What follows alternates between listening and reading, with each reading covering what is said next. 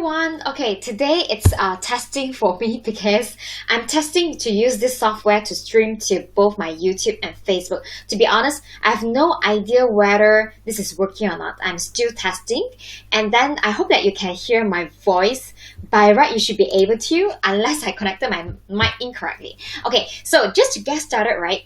Today I want to share a little bit tips and tricks to close deals faster. So basically, you can also get a storytelling strategy training at my website. It's www.junelow.co and down below /storytelling, junelow.co/storytelling. Okay, so if let's say you've been following me for some time, right, you know I share about a lot of tips and tricks about close deals faster. And today I'm just going to share some of the concepts and beliefs. Like a lot of people, they thought like closing deal is a one-time job, meaning they assume today a potential client just reach out to them just to ask them simple questions, and they thought that, hey, by right, they're able to close deal directly during the first 15 minutes or during the first time of like meeting at the very same time. Okay, this is a very, if let's say you're thinking about that, right? Okay, so I want to recorrect your concept.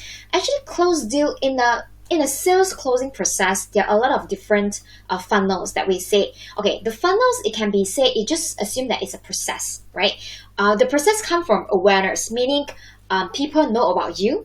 Like, it's just like in a relationship, like you met a girl, it's the first day you're ever meeting this girl. So this is the awareness stage. And then from awareness stage, we need to kind of push down to them into like a follow-up stage. A lot of deal closing, the close deal is not in the awareness, but rather is in the follow-up. So the follow-up, it depends on how many levels, how many layers of follow-up you want to have. So most likely it will be about 2 to 3 layers. And then you can have different channels to help you to do a follow-up. I'm going to discuss it later. And then after you have few layers of follow-up, then only you're able to close deal. So in the current situation right now, it's because attention is the new currency.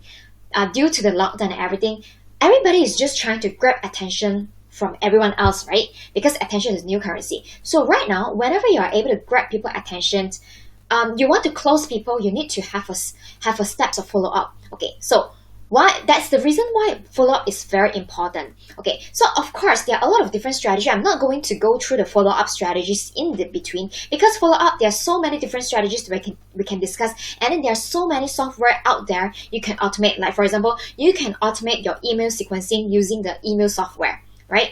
Or also you can automate that using ManyChats for your Facebook Messenger, or you can even automate them by building a very structured funnel so that you can bring your customer from A to B to C to D. And then when you have that sequence and a funnels built for you, it's very easy for you to close the deal. But you feel like a lot of work at first, because that's what it have to be. If unless you have to automate something, you need to put in efforts first. Make sense? Okay, so the original way of we doing the follow-up is more like a maybe face-to-face interaction.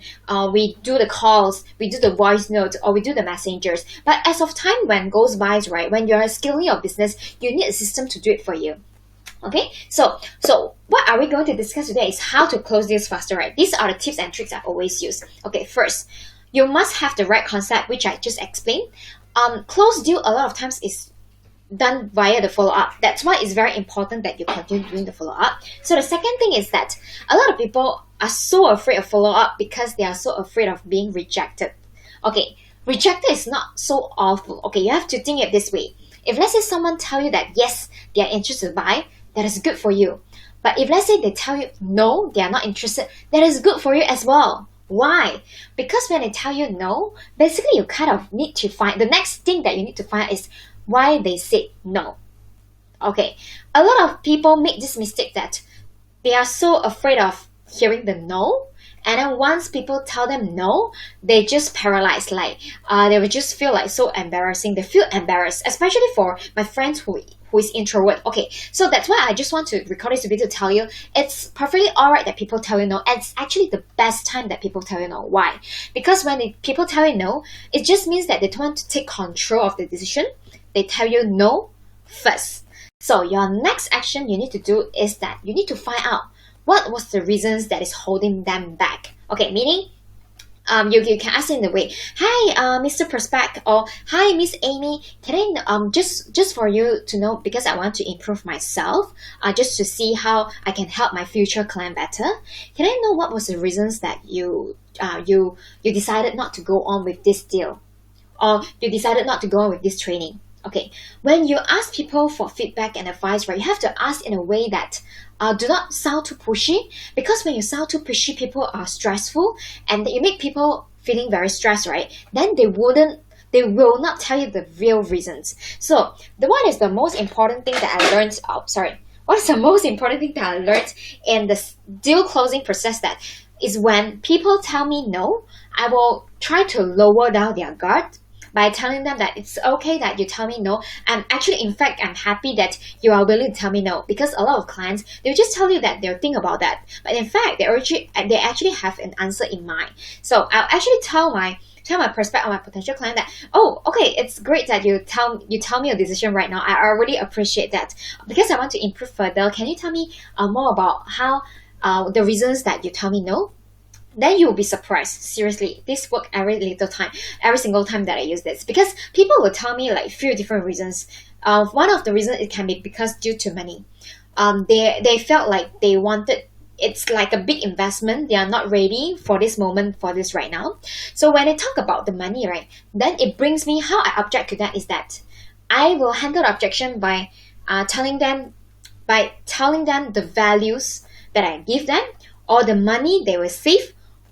It's either money that you save or the extra revenue that you'll be earning. So it's either one of that. All right. So you have to brand your products in a way that your products, firstly, it must be able to help people solve problem. If let's say it's not solving other people's problem, then it's very difficult for you to sell. So your product must be able to earn revenue, extra revenue, in a way. It can be direct or indirect way, or it can be help people to save money or save time or save effort. Like for example, if let's say you're selling a software, of course you can tell people this software is going to help you to save so much of time, and this software is able to help you to do your work even though you're working from home. So it's more on like a time-saving perspective, right? Of course, there are software that can save your efforts. Like right now, I'm actually using this software. Like it's quite fun. It's called Restream. I really have no idea whether is it working or not, so I'm just trying my luck. Okay, so by right, you should be able to hear my voice, and then by right, you should be able to see like there is a title here, like tips and tricks that close deal faster. So I use this software because it can save my time. It saves my efforts, so that I can stream to multiple places at the same time, and then it will increase the views. And when it increase my views, it means that there are a lot more people know about June existence. Does it make sense? So although it's costly, like it isn't really costly, about $20 per month, but I'm right now signing up the free trial. So feel free to ask me of my experience. I can share more with you. You can PM me in my messenger, right? So although it's costly to me, right, but if let's say it solves my problem, it saves my time and efforts, I will go for it. So you need to identify there are few different types of reasons that people buy. Okay, first, you have to tell them the value is that you help them to save time, you help them to save their efforts, all right? And then you help them to increase the revenue, or your product help them to increase what do they call, increase their desire, meaning can fulfill their desire, or can reduce their fear. So all this desire and fear, it's an emotional point of view. Like it's emotional because we are trying to play on the psychology part to use the emotional to affect their decision. Actually, most of the buying decisions are on emotional stage. So next, you need to use a logical and rational point of view to rationalize all their thinking. Right? The rational point of view meaning will be how much money you save and how much sales they are going to double. Does it make sense? Okay, so the first one is we talk about follow-up. There is a must follow-up. Second one is do not fear about hearing no. Actually, no is the best thing that you can ever hear. All right, because from there you kind of know what was the reason that people don't want to go on with your product, and then you have two important key takeaway. First important key takeaway is that you know the real reason. All right. Secondly, when you know the real reasons, you can actually handle the objections by telling them your value. All right, does it make sense? I hope it makes sense for you. So these are all always the key things that I always do. And so funny, I just want to share this story because a lot of times people tell you no, right? They just want to take control. But sooner or later, that when you share more stories about yourself and your achievement and everything, people have been following you, right? When you do a casual follow-up, like literally just a casual follow-up, like sometime when they're cooling down, right? When they have a really thought about that, and they've been following you for some time, right? Suddenly you will realize that they are ready to go on with it. But because I did my follow-up, I did my homework. Does it make sense? Okay, so I hope it does. Okay, so second one I want to teach you guys is that sometimes whether a deal can be closed or not, it can be a lot of different factors. First one is money. The second one you must know is that who is making decisions in this deal closing process. Okay, I work when I work working in my company, my business and company, right? I always need to deal with a lot of B2B. Meaning I was dealing with corporate. I was dealing with like especially corporate. They have so many different layers. I deal with corporate. I deal with like small business owners, sole proprietor, partnership, or even like big corporation. Okay, this is what I find out. When you are dealing with small business enterprise, right, or sole proprietor, it's very easy because you are talking to a decision maker who is making a decision for their own business, and they are also who will be using the product or services that you're selling. All right, this group of people, they will give you the real answer, the most genuine answer, because they are the one who are using it, and then they are the one deciding it. Okay, so the second type will be partnership. When you are dealing with a small medium enterprise, right, maybe they have like 10 or 20 of people, you have to know who you are dealing with, because some people will be standing in the way just to make sure your deal won't go through. Why do I say that? Like, assuming that you're selling a software that literally can help the company to save on their workforce, and then you're talking to maybe an accounting clerk because you're selling accounting software. Do you think like the accounting officer will try to push you through? May or may not. Okay, the may one will be because they know that you're helping to save their time, right? The may not is because they are afraid that with your software in place, this software is going to replace their work. Oh my God, this is really scary. It means that there are so many workflow of theirs is going to be changed just because they introduce this software to their boss. Does it make sense? So they are the user, but these users, they are able to influence the decision maker. They are not the decision maker, they are influencer. So in every deal closing, there are always three types of people. One I call is the decision maker. That's the one who say, yes, we go on and I'll pay the money. The second one I say is an influencer.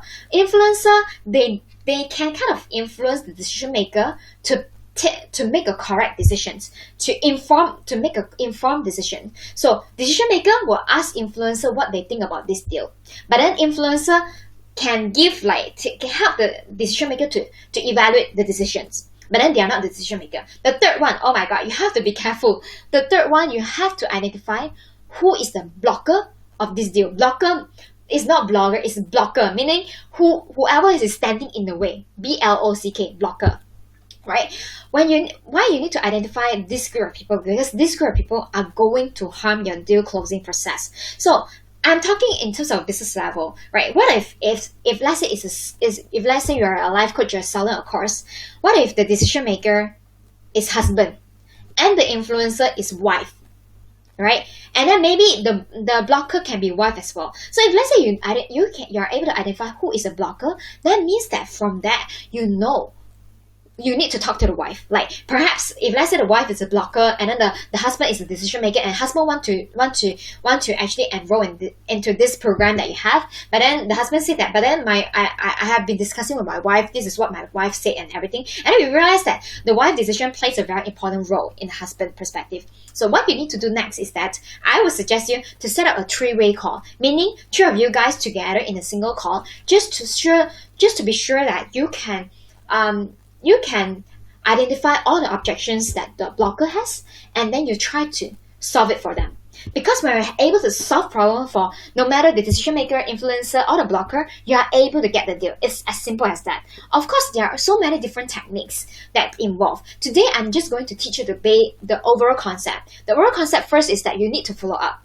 Alright, because a lot of deals closing, it's in the follow-up. Second one is that when you hear about no, it's the best answer that you have, because all you need to do is just to ask ask for feedback, so to know what was the reasons that they are not interested in it, so that you can get a feedback, and then with this feedback you can do a follow-up later on. Does it make sense? And the third one is that in a deal closing process, you need to identify these three people: decision maker, influencer, and broker.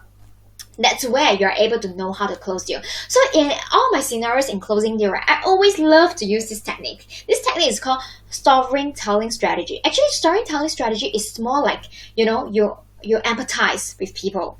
I would say it's like you understand their feelings, your perspective feeling, and then you use this storytelling strategy to tell them a story so that they don't feel like you're trying to influence them that much. You're just telling a story of maybe your past experience. You're telling a story of a before and after a client used your product. You're telling a story about your previous client, right? So when you use this strategy, I assure you, you can actually increase your conversion much better without actually selling, and then without sounding too salesy. And then that's the reason why that today I want to give away this free 25 minutes of training. So this free 25 minutes of training is about using a storytelling strategy to close deal faster. So if let's say you're interested for looking at, you have 25 minutes time for mine, right? For me, right? Then all you need to do is just to go to the link down below. I actually put it in the YouTube here, if let's say you can see. So you can go on with this training, and of course, if let's say you really like my training, feel free to schedule a 15 minutes strategy call with me so that I can see how I can help you to close deal faster. Of course, also feel free to join my Facebook group. It's called AMazingStory.